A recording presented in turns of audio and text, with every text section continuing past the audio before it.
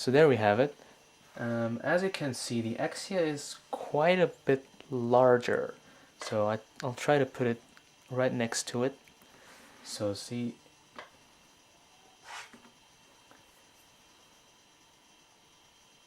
not much, but noticeably larger. See, the head stands about half a centimeter larger. Um, Actually, the Wing Zero was the first kit I have, so I detailed it pretty poorly. I use like poster paint to like paint the white parts here, so it pretty much sucked. And despite me liking this kit, the posability is like really crap if you compare it to the Exia. I mean, see the legs don't go that far away, although it is obviously more stable because it's restricted, because the hip is a simple polycap ball joint. Um, the movement in the legs is also very poor. See, it's very restricted.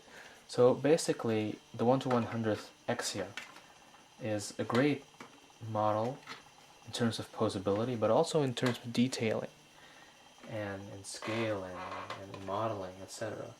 Compare it to the older 1 to 100th models. Okay.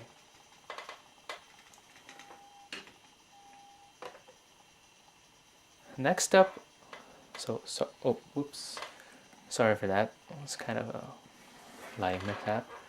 So, moving on is the 1 to 100th, the 1 to 100th Gundam, the Gundam 100th Strike Gundam, which is one of my favorite designs. It's an MG model. I like this model very much because of I simply like the strike in its entirety because of its multi-part role in the anime, and it's like, well, yeah, if you watch the anime, you like the strike. So the strike features some fantastic posability, obviously because this is an MG model, and the Exit comes pretty close actually, as you've seen in the video. Posability comes quite close to an MG. Obviously, there are some of inner workings that this MG model has that the Exia doesn't have. For instance, if you bend the knee of the strike, you can see part of the inner armor moving along with it. So that these things are like MG perks that the Exia doesn't have. But other than that, posability is very close to the strike. So there you have it. Right, and finally, well, actually there are two more models I want to show you. So like the second to last model I want to show you is this one. It's the relatively rare launcher and sword strike Gundam Chogugin metal model. So this is actually not a model kit. This is actually a fully metal frame with a plastic armor around it. So this is actually an action figure. It's not really a model kit, but like it's like something between it. And this is my all-time favorite Gundam, simply because of its very stunning looks. I mean, the sword strike Gundam is, wow, fantastic design, and also because of the metal inner workings, like the metal skeleton. This model has great posability. So you can spread its legs incredibly far out, and you can pose it in such incredible ways that are so close to what you see in the anime that it's quite amazing.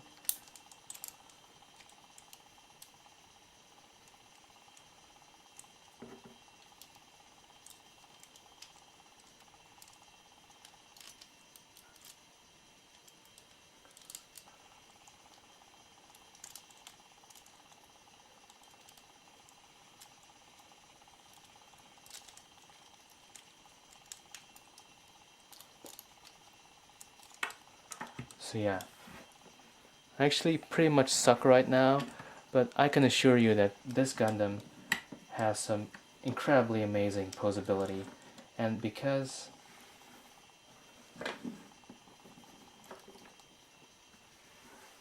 see, so it has an incredible posability because of a metal frame. Sorry. So obviously the Exia is not as good as this one, but that's like kind of like expected.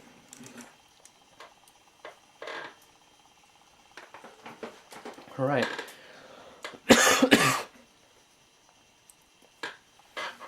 Right. The final comparison, which is